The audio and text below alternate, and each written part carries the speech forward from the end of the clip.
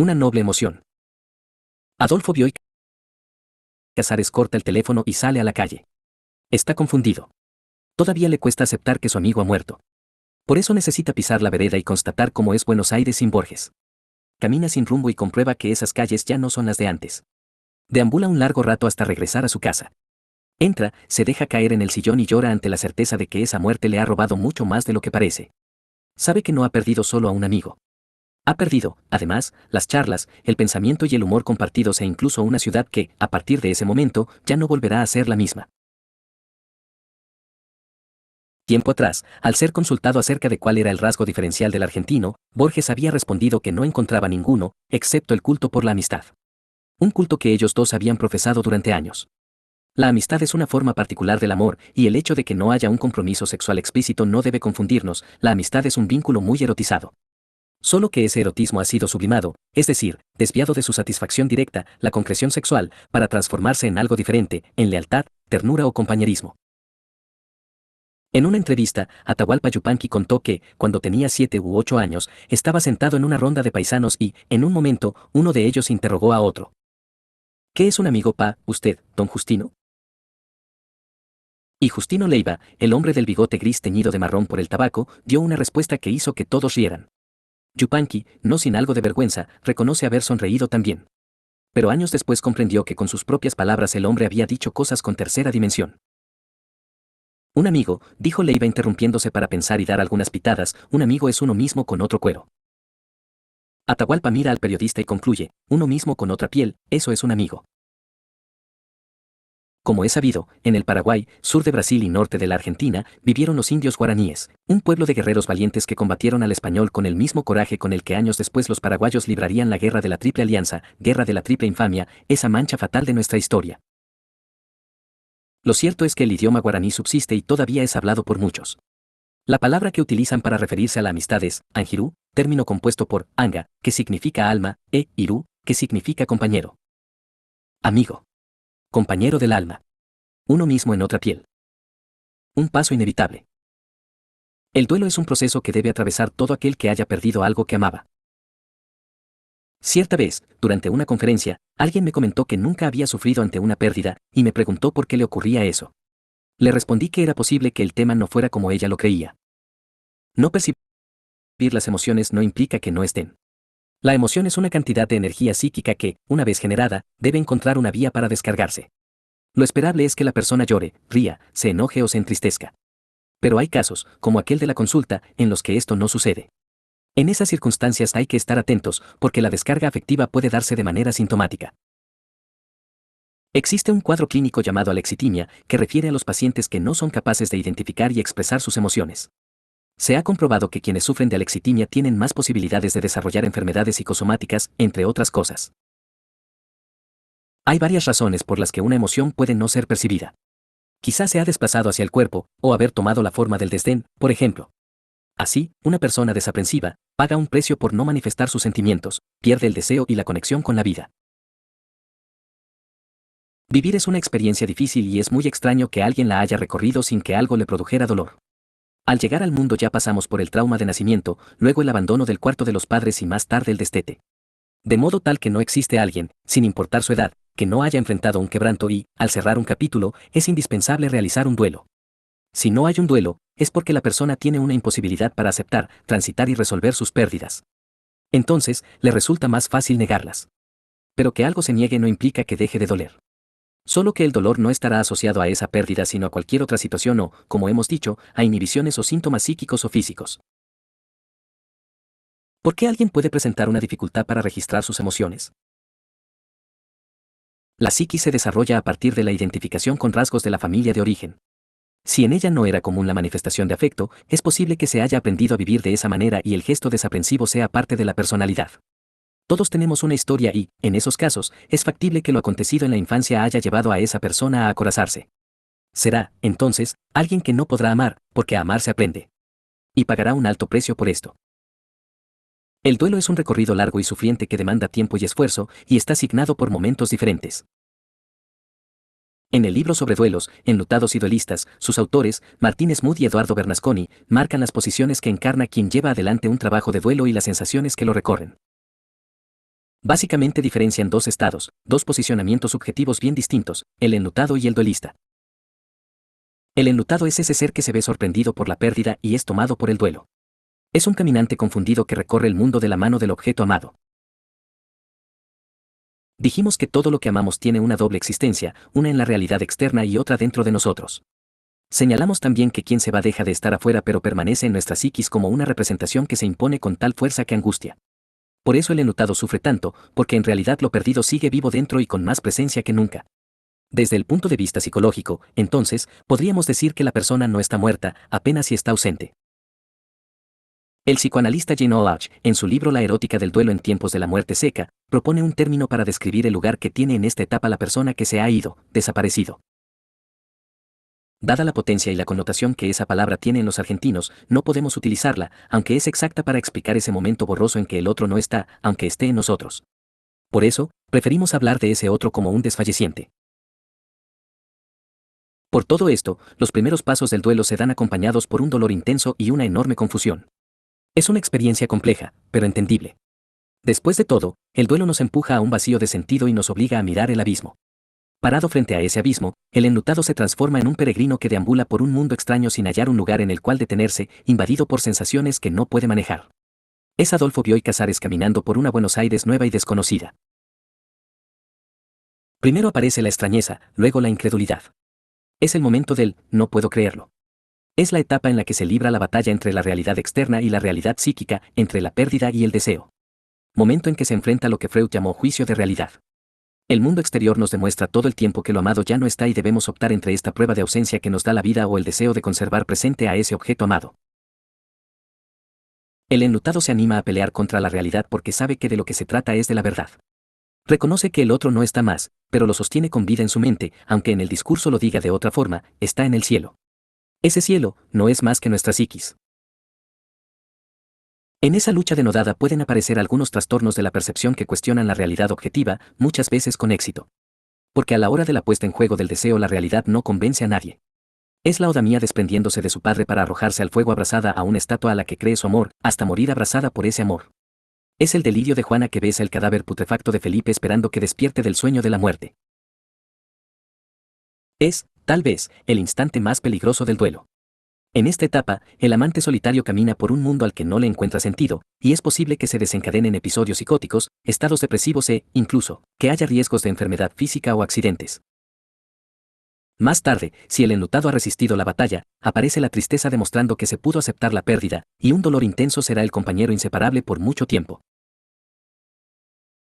Por último, llega el momento final, lo que se ha ido afuera debe morir también adentro.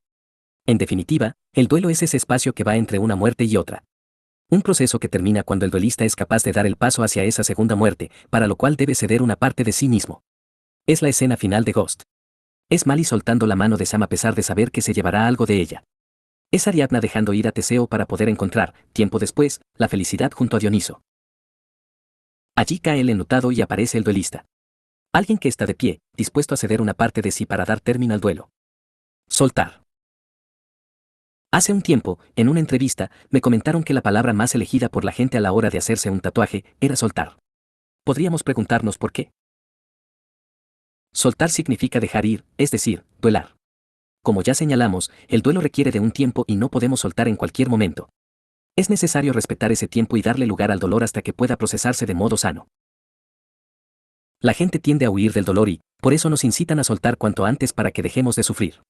Pero cada quien sabe la importancia de lo que ha perdido y tiene derecho a transitar el duelo a su manera. Sin embargo, es cierto que, en muchas ocasiones, hay personas que se aferran a lo que ya no está o a una ilusión que no pudo ser de manera casi patológica, alimentando esa parte que disfruta con el dolor.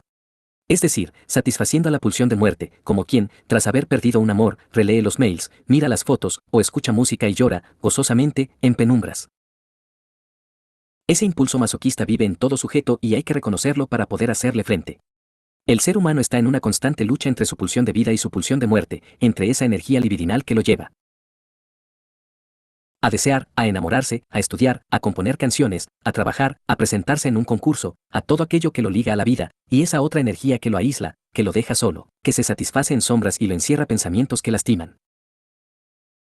Nietzsche sostuvo que, al mirar mucho tiempo un abismo, más tarde o más temprano es el abismo el que nos mira a nosotros. Una clara metáfora del efecto que provoca la pulsión de muerte.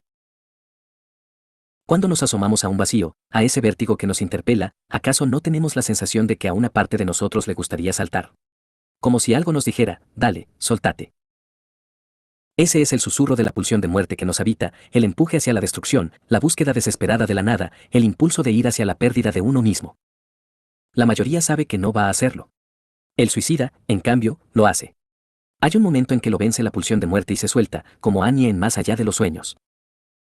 Pero no es necesario llegar a la altura para encontrar el vacío. Ese abismo aparece también cuando, por ejemplo, no podemos dejar una relación amorosa que terminó. Es el abismo de Sarra, de Seleno y de Juana, la loca. La oscura pasión de la melancolía. Los adivinos. En estas páginas hemos hecho referencia más de una vez a los dictámenes oraculares. El oráculo era un lugar sagrado, un templo al que acudían muchos intentando conocer su futuro. Sin embargo, no era algo tan sencillo de hacer como ahora. No se trataba de un juego, ni de una simple tirada de cartas. Requería mucho valor ir hasta allí y enfrentar a las pitonisas, las sacerdotisas que hablaban en nombre del dios y pronunciaban sus designios.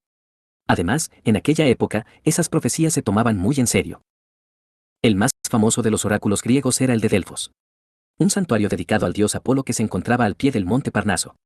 En muchos mitos clásicos, este oráculo tiene un rol protagónico, como, por ejemplo, en la historia de Edipo.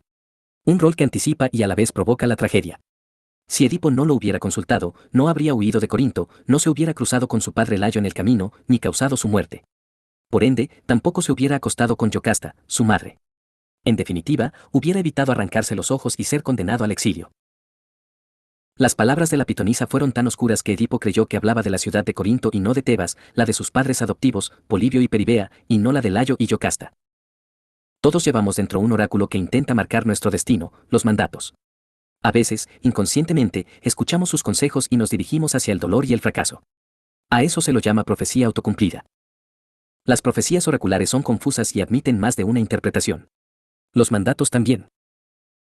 Por lo general, cuando se plantean opciones dudosas, toda persona está obligada a elegir.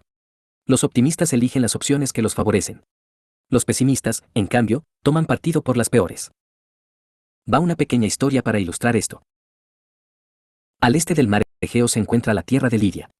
En el año 568 a.C., su trono fue ocupado por Creso, quien llegó cargando una oscura profecía que vaticinaba que la quinta generación de los Mernadas, la suya, sería la última.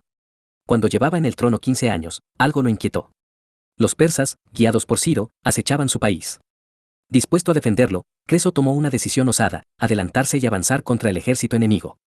Pero antes, buscando certezas, quiso consultar al oráculo de Delfos, el mismo que consultaran Layo y Edipo, el mismo que había vaticinado que él sería el último gobernante de su dinastía, y le preguntó qué resultado debía esperar de la batalla. El oráculo respondió, si haces la guerra a Ciro, un gran imperio se destruirá.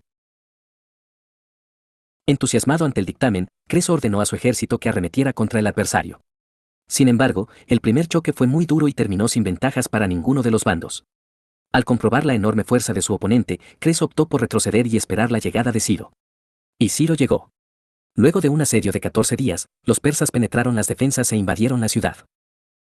Para festejar su victoria, Ciro mandó construir una pira y, en ofrenda a sus dioses, arrojó a Creso a las llamas. Mientras ardía, el rey de Lidia invocó el nombre de Solón, quien le había recomendado que fuera prudente. Al escucharlo, Ciro quiso saber quién era Solón y mandó sacar a su prisionero del fuego. Creso aprovechó la oportunidad y utilizó el conocimiento que tenía acerca de los países vecinos para dar datos que permitieron a Ciro invadirlos sin inconvenientes. De esa manera logró salvar su vida. Tal cual se lo había predicho el oráculo, después de la batalla un gran imperio cayó, el suyo, y él, quinto rey de la dinastía de los Mernadas, fue el último y terminó sus días como esclavo de los persas. El optimismo de Creso lo llevó a equivocarse. Eligió la más conveniente de las opciones, aunque no fuera la cierta. Al igual que la interpretación romántica de la palabra melancolía, también el optimismo goza de buena prensa. Sin embargo, el optimismo y el pesimismo son dos caras de un mismo error. Creer que todo va a salir siempre bien, es tan absurdo como creer que saldrá siempre mal. En la vida, las cosas a veces salen como queremos y otras no. Lo más saludable es ser realista. No cometer el error de Creso. No permitir que el deseo nos obnubile como para forzar cada señal a nuestro favor, pero tampoco que la pulsión de muerte nos empuje a encontrar el desengaño ante cada encrucijada. Podríamos decir que, de algún modo, el melancólico es un optimista que piensa que el amado ausente volverá, o un pesimista que acepta que eso no va a ocurrir y tiene la certeza de que nunca aparecerá quien pueda atenuar el vacío. Ambas posturas lo llevan al aislamiento y el dolor. Creer en los oráculos es, en definitiva, creer en el determinismo. Es pensar que el destino está escrito y que caminamos con las manos atadas sin posibilidad de cambiar lo inevitable. Es también una manera velada de creer en Dios. Una forma de desear que el universo tenga una lógica, un orden y un sentido. Un modo de buscar algo que nos proteja de la muerte inevitable que nos espera. Heráclito sostuvo que la vida es grifos, es decir, enigma. Un enigma que nos invita a avanzar, a correr riesgos, a jugar nuestros deseos sin certezas. En definitiva, a vivir. Ese es el desafío. Aceptar que habitamos un mundo incierto y, atraídos por el misterio, trabajar, estudiar, construir sueños o apostar al amor aún sabiendo que, en las cuestiones del corazón, jamás habrá garantías. El vacío. En su libro Pensar la muerte, Vladimir Jankelevich plantea la ambivalencia que genera el tema. Sostiene que, por un lado, la muerte es la cosa más banal, todo el mundo muere. Sin embargo, cuando de lo que se trata no es de la estadística sino de una tragedia personal, se convierte en una cuestión trascendente. Nos propone, además, 3 formas de la muerte. La primera de ellas es, la muerte de no importa quién, un transeúnte alcanzado por una embolia, la muerte sin misterio. Se trata de esa circunstancia que, por universal y alejada, no nos provoca ningún efecto. Es el cortejo fúnebre que queda delante de nosotros en el semáforo. Un coche negro lleva el cajón, los de atrás a la familia. Vemos las coronas, el llanto de esos extraños, hasta curioseamos en el nombre del muerto y, sin embargo, seguimos escuchando música, revisando el teléfono o conversando. Jankelevich la llama, la muerte en tercera persona. Yo le digo, la muerte que no importa. Acerca de la muerte en primera persona, no podemos decir nada, porque es nuestra propia muerte. La que negamos, aunque admitamos que vamos a morir. Nadie se imagina el mundo sin él. No es posible hacerlo, porque no hay registro de la muerte en el inconsciente. Solo pensar en ella nos conmueve y nos llena de incertidumbres. En lo personal, diría que esa es la muerte imposible. Queda, la muerte en segunda persona, la muerte de alguien cercano, que es la más parecida a la mía sin ser la mía, y sin ser para nada la muerte impersonal del fenómeno social. Yo la llamaría la muerte dolorosa. La de alguien que amo. La que me ubica en el cortejo, la que compromete mis afectos, y me empuja al duelo. Es la que hará que despierte llorando, que no entienda el mundo y diga, no puede ser. Es, además, la única que puede acercarme en algo a mi propia muerte. Por lo general, nadie quiere hablar del tema. Pero es imprescindible hacerlo. Søren Kierkegaard, el pensador danés, dijo que, el hombre es ese ser que se angustia, y es más profundamente hombre cuanto más profundamente se angustia. ¿Por qué? Porque la angustia aparece ante el vacío sin sentido, ante la muerte. Surge cuando afrontamos la más difícil de nuestras posibilidades. La única que no podremos evitar. En el consultorio he comprobado que la aparición de la angustia es un momento crucial en análisis. Como dijo Lacan, la angustia es la llave. Llave que abre la puerta detrás de la cual están los contenidos inconscientes, los mandatos, los miedos arcaicos y los deseos incestuosos que el paciente debe mirar cara a cara para poder salir de su cárcel de padecimiento. El filósofo Martin Heidegger señaló que no somos más que seres arrojados a un mundo de posibilidades. La ballena no lo es. La ballena no elige. Hará lo que su instinto le indique y nada más. El ser humano, en cambio, tiene la facultad de optar, de construir su destino. El sueño del libre albedrío, de la libertad total, es un anhelo imposible, pero, aún así, el deseo nos impulsa a movernos dentro de ese pequeño margen que nos queda para tomar decisiones ante cada situación. Y esa libertad de no tener instinto, esa capacidad de elegir, nos genera dudas y angustia. Angustia ante lo desconocido, el vacío, la muerte. Podemos optar por salir o quedarnos en casa, mirar televisión o leer, estudiar, casarnos o hacer un viaje. Pero, sin importar la opción que tomemos, en cada una de ellas hay una posibilidad latente, la posibilidad de morir. Casados o solteros, en casa o en un avión, trabajando o durmiendo, esa posibilidad acecha todo el tiempo. Por eso, Heidegger sostiene que el hombre es un ser para la muerte. La mayoría se pasa la vida intentando negarlo y se entrega a lo que él llamó una existencia inauténtica. ¿Cuál es la característica de esa existencia inauténtica, el precio que se paga por no querer saber nada de la propia muerte? La falta de sentido. Quien se entrega a esta existencia, vive un mundo que otros crean por él. Lee lo que dicen que hay que leer, vota a quien le indican votar y opina lo que debe opinarse. Acepta lo que le imponen desde afuera y vive pasivamente su propia vida. Es el hombre masa que describe el filósofo español Ortega y Gasset. Aquel que no está a la altura de sí mismo. El que cree saber y no sabe, cree elegir y no elige. El que renuncia a la pasión del misterio y acata lo que otros han pensado por él. El hombre masa renuncia a pensar por sí mismo, porque eso lo llevaría a plantearse el tema de su finitud. Por eso no habla de nada. Es pura charlatanería. Palabra vacía. Si prestamos atención a qué radio escuchamos o qué diario leemos, veremos que muchas veces nuestra opinión está condicionada por aquello que esa radio o ese diario nos dicen que debemos opinar. Porque el precio que cobra el otro del poder por mantenernos entretenidos es la sumisión. Es el costo que pagamos por vivir presos de esa pasión del desconocimiento. En cambio, según Heidegger, quien acepta que va a morir puede tener una existencia auténtica. Se posiciona de un modo diferente ante la vida y, sabiendo que no tiene todo el tiempo del mundo, piensa por sí mismo y elige. Se compromete a ir más allá de lo que se cree y se dice por ahí y, de ese modo, se hace cargo de su vida. El análisis es un buen camino para lograr una auténtica existencia. Ira, celos y venganza. Hera es, quizá, la figura más temida del panteón olímpico. Celosa, vengativa e iracunda, dañaba a todo aquel que contradijera sus deseos. Zeus no dejaba de engañarla y ella, como muchas personas, en lugar de resolver los conflictos con su pareja, prefería enojarse con el tercero en discordia. Hemos contado su encono con Sémele, la amante de su esposo, y la locura con que castigó a Dioniso, el hijo de ambos. Pero ese no fue un episodio aislado. Por el contrario, la maldad era una constante en su vida. Se dice que, cierta vez, Zeus había dictaminado que el primero de los descendientes de Perseo que naciera sería el dueño de la región de Micenas. Y ocurrió que dos muchachas descendientes de Perseo estaban embarazadas al mismo momento, Alcmena, amante de Zeus, y Nisipe. Hera, enfurecida, decidió retrasar el parto de Alcmena. Para llevar adelante su plan contó con la ayuda de Ate, la personificación del error. Se trata de una divinidad que, sin ser percibido, se posa sobre la cabeza de los mortales y los obliga a equivocarse. Con el fin de colaborar con Hera, Ate entretuvo a Zeus para que no ayudara a su amante. Así, el hijo de Nisipe nació primero, en tanto que Alcmena tuvo que sufrir dolores atroces hasta los 10 meses, cuando por fin la diosa la dejó parir. El hijo que dio a luz fue, ni más ni menos, que Heracles, el Hércules de los romanos. Sin embargo, también Zeus era vengativo. Por eso, al enterarse de todo, arrojó a Ate del Olimpo y le cerró para siempre las puertas del cielo.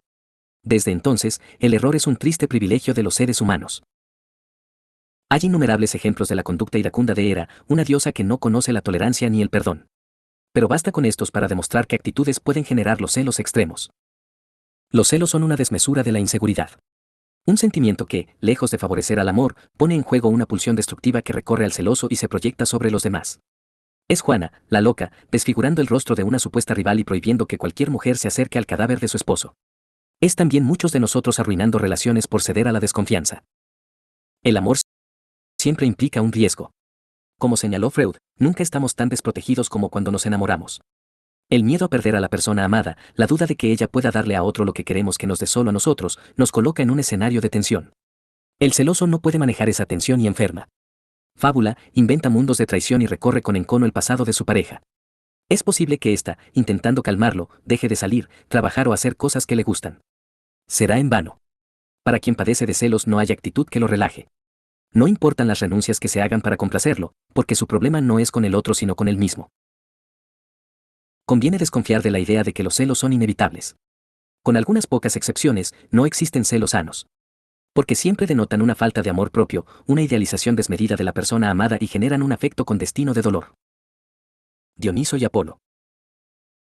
Apolo es hijo de Zeus y Leto y hermano de la diosa Artemis.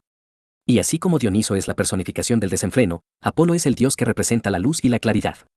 Los mitos lo describen como un joven hermoso. Pero su atractivo iba mucho más allá de su belleza física. Tenía, además, atributos de tipo moral que lo hacían único. Apolo es la contrafigura de Dioniso. Uno representa el juicio, la razón y la moral. El otro la locura, la pasión y el desenfreno. Dioniso incita a entregarse sin límite a los placeres. Es el vino, la danza, el sexo y el goce desmesurado. Apolo invita a la sobriedad y el pensamiento. Friedrich Nietzsche, en su libro El nacimiento de la tragedia, contrasta el espíritu que simbolizan estas dos figuras de la mitología griega. Nietzsche tuvo una vida muy difícil. Su padre murió cuando él tenía 5 años, y creció junto a su madre, su abuela, su hermana y 2 tías. Desde chico mostró signos de una salud delicada. Cuando estalló la guerra franco-prusiana, se alistó en el ejército alemán como enfermero, pero su salud, que siempre le jugaba en contra, lo obligó a retirarse. Años después conoció al gran amor de su vida, Andrea Salomé. Desafiante, inteligente, defensora de la igualdad de la mujer en pleno siglo XIX. Alguien que destrozó el corazón de cada hombre que llegó a su vida porque no estaba dispuesta a ser esposa y madre. Lu quería vivir a pleno sus deseos y pasiones. Junto a Nietzsche y un amigo común, el poeta Paul Rée, decidieron vivir juntos y se entregaron a una relación que fue escandalosa para la gente de la época. Nietzsche fue un pensador polémico. Detestaba las ideas platónicas. Como se sabe, Platón oponía al mundo tal como lo conocemos otro mundo, el de las ideas. Un mundo organizado, armónico y perfecto. Según Platón, vivimos encerrados dentro de una caverna confundiendo las sombras con la verdad. Afuera de la caverna, en el mundo de las ideas, está la existencia verdadera. Nietzsche se opone a esta postura porque sostiene que nihiliza la vida. En latín, el término nihil significa nada. Es decir, que acusa a la teoría platónica de quitarle a la vida todo sentido. Para Nietzsche la vida es lucha y caos y no está en ningún otro lugar más que acá. Es esta, la que duele, la que angustia, la que nos apasiona. Por eso, también arremete contra la religión. Las ideas cristianas que alaban a los débiles, a los mansos, a los humildes, dice, son solo el fruto de un resentimiento contra los fuertes. El ser humano debe luchar, hacerse duro, apostar a la excelencia y mirar la vida sin ninguna esperanza en un cielo futuro. Porque, como sostiene en su obra La Gaya Ciencia, Dios ha muerto. En el primero de sus libros, Nietzsche presenta la oposición entre un principio apolíneo, que elige la belleza de las formas, la apariencia, y la claridad, y otro principio, dionisíaco, que exalta las pasiones y el caos de la vida misma. Desde el psicoanálisis, podríamos suponer que lo apolíneo rige el principio del placer. Es el que pone un coto para que el gozo no se vuelva goce y termine lastimándonos. Lo dionisíaco, en cambio, coquetea peligrosamente con la pulsión de muerte. Son las drogas, el alcohol, la sexualidad promiscua y la falta de límites. Siguiendo a Hobbes, la sociedad es un modo apolíneo de controlar al lobo que vive dentro de cada persona. El precio es reprimir algunos deseos. Es decir que, de algún modo, el precio de lo apolíneo es la neurosis. El riesgo de lo dionisíaco es todavía más peligroso. Sin embargo, basta leer los mitos para encontrar momentos dionisíacos en Apolo y momentos apolíneos en Dioniso. Resultaría necio negar que todos estamos recorridos en mayor o menor medida por ambas fuerzas, por una lucha eterna. Sin embargo, sería un error creer que lo apolíneo representa a la pulsión de vida y lo dionisíaco a la pulsión de muerte. Cuando el placer no es desmesurado y el deseo se detiene antes de cruzar el umbral del sufrimiento, la potencia de Dioniso nos empuja a construir proyectos y enfrentar miedos. Por su parte, cuando el exceso de razón nos detiene e impide que enfrentemos los riesgos que implica estar vivo, esa razón apolínea se pone al servicio de la enfermedad. Nietzsche fue brillante, arremetió la vida con coraje, desafió los límites y dejó una huella que marcó el camino de la filosofía del siglo XX. En 1889, su estado psíquico comenzó a deteriorarse y debió ser internado. Luego, fue llevado a casa de su madre, donde permaneció hasta el último de sus días al cuidado de su hermana. Murió en 1900. Nietzsche vivió fascinado por el dionisismo y, como si Apolo lo hubiese castigado por ello, en los últimos 10 años de su vida, perdió la razón y se sumergió en un profundo estado de locura. La soledad. Hemos señalado que en la Grecia antigua el peor de los castigos no era la muerte sino el exilio. Los relatos mitológicos y las tragedias están plagados de ejemplos que lo demuestran y, si miramos bien, no resulta tan extraño. ¿Qué puede resultar más doloroso que la distancia de aquello que amamos y la condena de deambular en un mundo de desconocidos en el que estamos fatalmente solos? En nuestros días nos toca asistir a una paradoja, en los llamados tiempos de la comunicación estamos más incomunicados que nunca. En realidad, la soledad no es un fenómeno singular, por el contrario, es un estado inherente a todo sujeto humano. ¿Por qué el amor es tan importante? Porque por un momento nos hace olvidar que estamos solos. Por eso cuando alguien nos abandona nos produce tanto dolor.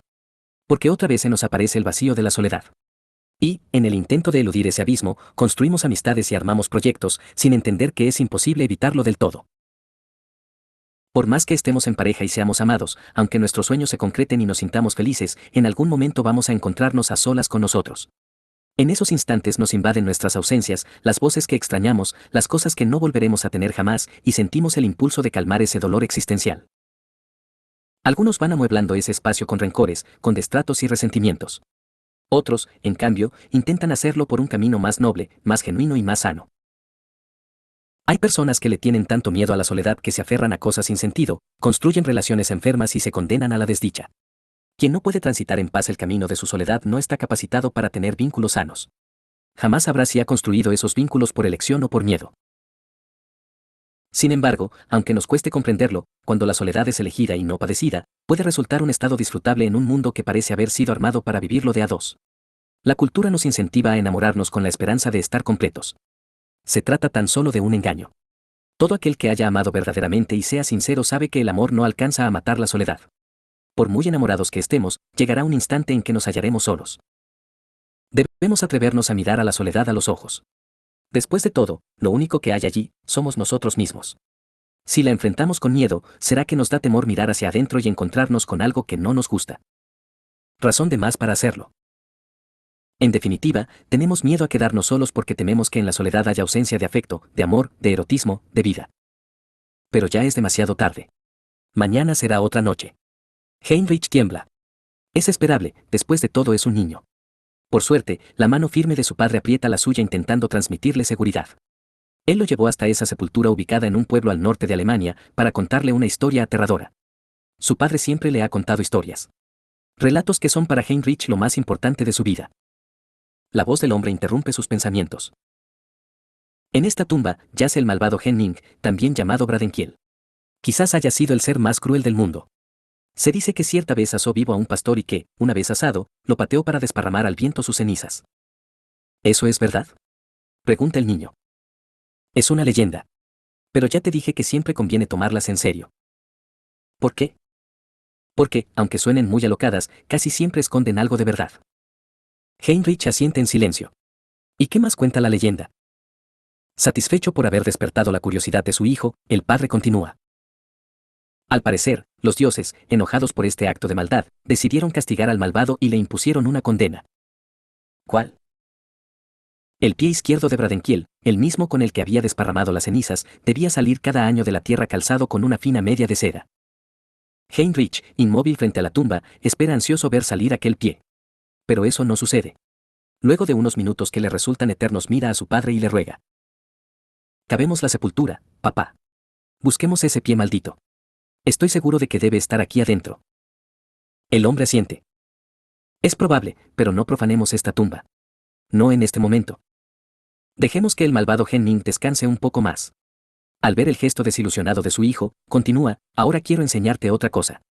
¿Qué? ¿Ves aquella colina? Señala con el dedo. Se dice que allí hay enterrada una cuna de oro. ¿En serio?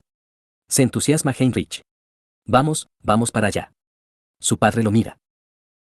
¿Estás seguro de que quieres ir? Sí, exclama. Bueno, entonces vamos. Su padre siempre le había contado cuentos y leyendas. Recuerda las noches frente al hogar, escuchando atento, mientras aquellas narraciones poblaban su mente de escenas de luchas apasionadas, de traiciones y gestos de locura y valentía. De todas las historias que su padre le contaba, las que más le atraían eran las que tenían como protagonistas a los héroes del poeta griego Homero. En especial las de la guerra de Troya. Mientras las escuchaba, Heinrich construía en su mente las imágenes de Paris y Helena, de Áyax y Odiseo, y de Troya, la ciudad amurallada. Podía ver cómo Aquiles, el vencedor, arrastraba el cuerpo sin vida del príncipe Héctor frente a los ojos angustiados del rey Príamo, su padre, e incluso escuchaba los llantos y festejos de ambos bandos. En la Navidad de 1829, su papá le regaló la Historia Universal Ilustrada, de Herrers. En ese libro, Heinrich descubrió una lámina en la cual se veía a Eneas, sobreviviente del incendio de Troya, durante su huida. El guerrero llevaba a su pequeño hijo de la mano y a Anquises, su padre anciano, sobre los hombros mientras huía del castillo ardiendo. La imagen lo captura, no puede dejar de mirarla. Contempla los muros imponentes y la gigantesca puerta Esea. ¿Así era Troya?, pregunta de pronto. Su padre asiente. ¿Y todo eso está destruido por completo? Así es. Quiero verla, llévame a Troya. El hombre sonríe. Me encantaría, pero no puedo. Nadie sabe dónde estaba la ciudad. ¿De verdad? Sí. El hijo lo mira unos segundos hasta que su gesto se pone serio y sentencia. Cuando sea más grande voy a encontrar la ciudad de Troya. Te lo prometo. El padre se acerca y lo acaricia. Ojalá. Me encantaría que lo hicieras. Heinrich siempre creyó en las cosas que su padre le había contado. Incluso, siendo ya un adulto, un prusiano millonario, un arqueólogo famoso, de vez en cuando sentía el impulso de hurgar en la tumba del malvado Henning en busca de aquel pie izquierdo. Cuando tenía 10 años, le regaló a su padre una composición que había escrito acerca de la guerra de Troya, sin saber que 36 años más tarde publicaría un tratado sobre el mismo tema. A los 14 dejó la escuela y comenzó a trabajar en una taberna para marinos. El paso del tiempo hizo lo suyo y Heinrich había olvidado aquellos relatos, hasta que un día entró en la tienda un molinero borracho que se puso a recitar un poema. Lo hacía en un idioma extraño y Heinrich no entendía nada de lo que decía, pero al enterarse de que se trataba de un párrafo de la Ilíada, los versos de Homero que su padre le relataba cuando era un chico, recurrió a sus ahorros y dio al borracho una copa de aguardiente por cada recital. Así escuchó, canta, oh diosa, de Aquiles el peleo, la cólera funesta, el comienzo de aquel libro que cuenta la guerra de Troya. A partir de ese momento comenzó una vida aventurera. Se embarcó como grumete en un barco a Venezuela. Tras 15 días de viaje hubo una tempestad que produjo el naufragio del barco y terminó en un hospital de la isla de Texel. Luego fue escribiente en Ámsterdam. Aprendió sin ayuda el inglés, el francés, el holandés, el español, el italiano y el portugués, este último solo en 6 semanas. Cuando tenía 22 años, aprendió también el ruso. Pero no contaba con quién hablar, entonces buscó un oyente. Un anciano que por 4 francos semanales se sentaba a escucharlo. Luego viajó a San Petersburgo, y ya en los Estados Unidos buscó oro. Lo cierto es que pospuso el estudio del griego hasta 1856, por miedo a que esta pasión le hiciera abandonar todo lo demás. De hecho, en 1863 dejó el comercio y 5 años después se trasladó a Ítaca, la tierra de Odiseo, el héroe de Homero. El 31 de diciembre de aquel año escribió un libro sobre esta isla. Estaba decidido. Iba a cumplir la promesa que le había hecho a su padre, y lo haría confiando en él. Es decir, desafiaría a la comunidad científica y buscaría la ciudad perdida de Troya con la sola guía de los versos homéricos que su padre le leía durante la infancia. Era una locura. Una locura que no podía detener. Las imágenes de su infancia lo miraban desde algún lugar y el deseo pudo más que la razón. En aquellos tiempos, no solo se dudaba de la veracidad de esos versos, sino también de la existencia misma del poeta Homero. Sin embargo, Heinrich lo leía como si se tratara de una realidad indiscutible. Y así fue que, a los 46 años, Heinrich Schliemann, tal como nos cuenta C.W. Ceram en su libro Dioses, tumbas y sabios, comenzó a buscar Troya. Pero no se trasladó a la Grecia moderna. Fue directo a donde en aquella época se encontraba el reino de los aqueos, tal cual lo indicaba la Ilíada y, en la plaza de un pueblo, este extranjero rico y extraño leyó el canto 23 de la Odisea, segundo libro de Homero, a los descendientes de aquellos que habían muerto hacía 3000 años, hasta que la emoción lo venció y se puso a llorar. Con él lloraron también los que estaban presentes. En los primeros tiempos de su labor, Schliemann no era todavía un arqueólogo experto. Sabía, eso sí, que la mayoría de los científicos contemporáneos creían que la ciudad de Troya, siempre y cuando hubiera existido, podría haberse levantado en un pequeño pueblo llamado Bunarbasi. En la Ilíada, Homero señalaba que en la ciudad de Troya había 2 fuentes. Por eso, las 2 fuentes que existían en Bunarbasi, hacían suponer que allí podría haber estado Troya. Schliemann contrató un guía, montó un caballo viejo sin riendas ni sillas y echó un primer vistazo al país de sus sueños juveniles. Pero llegó a la conclusión de que esa no podía ser Troya, porque estaba demasiado alejada de la costa y, según los relatos homéricos, los héroes corrían del barco al castillo varias veces al día. Además, no encontró 2 fuentes sino 34. Y por otra parte, ¿no había dicho Homero que de una fuente brotaba agua caliente y de la otra agua fría? Entonces Heinrich, que interpretaba al poeta literalmente, sacaba su termómetro, lo sumergía en las fuentes y en todas hallaba la misma temperatura, 17 grados y medio. Lo imagino yendo fuente tras fuente con el libro en una mano y el termómetro en la otra. Se inclina, mide la temperatura, mira la distancia al mar y niega con la cabeza. No es posible. Si Bunarbasi hubiera sido Troya, los héroes de Homero hubieran tenido que recorrer 84 kilómetros en 9 horas. Esta ciudad no es la que busco. Aún así, en su búsqueda, encontró ruinas en Nueva Ilión y Sarlik, lugar situado a 2 horas y media de distancia de Bunarbasi y a solo una de la costa. Por aquel suelo volcánico era posible la persecución de Aquiles a Héctor. Sin embargo, allí no estaban las 2 fuentes, y eso lo hizo dudar. Reemprendió su tarea. Localizó la cima desde la que, supuso, el dios Zeus observaba la guerra y en 1870, con 100 hombres, comenzó las excavaciones. Fue considerado un loco, porque en su obsesión, trabajaba en medio del paludismo, sin agua, e incluso soportando la rebeldía de los obreros. Hasta que, a punto de gastar la mayor parte de su fortuna, encontró unas ruinas insignificantes y debajo de estas otras, y otras, y otras. Todas de diferentes épocas. Halló 7 ciudades sepultadas y más tarde 2 más. 9 en total. Pero ¿cuál sería Troya? Estaba seguro de que no podían ser ni la última, ni la primera. Pero en la penúltima y la antepenúltima encontró los restos del incendio del palacio. No tenía dudas, la había encontrado. Y ese descubrimiento no significaba solo el éxito de Schliemann, sino también el de Homero. Fechó el 15 de junio de 1873 como penúltimo día de excavaciones y al final, justo antes de terminar, encontró el tesoro de Príamo, rey de Troya. Heinrich se arrodilla y acaricia el tesoro. Sus ojos se llenan de lágrimas. Imágenes de su niñez vuelven a él. El fuego del hogar, los héroes que habitaban sus relatos de infancia y la voz querida de su padre. Entonces, eleva la mirada y sonríe. Cumplí, papá, la encontré.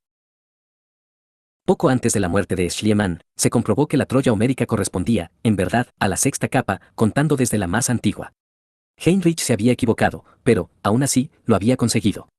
Y con un método muy particular, siguiendo a los poetas y no a los cronistas ni a los historiadores.